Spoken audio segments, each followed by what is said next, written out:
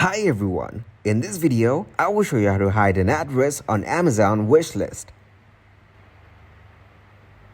To start the process, open your Google Chrome and search for Amazon.com. Then go to the Accounts and Lists. Here click on Shopping List.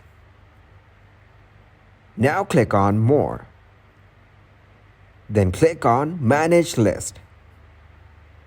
Now scroll down and unmark the option of Share my shipping address with sellers.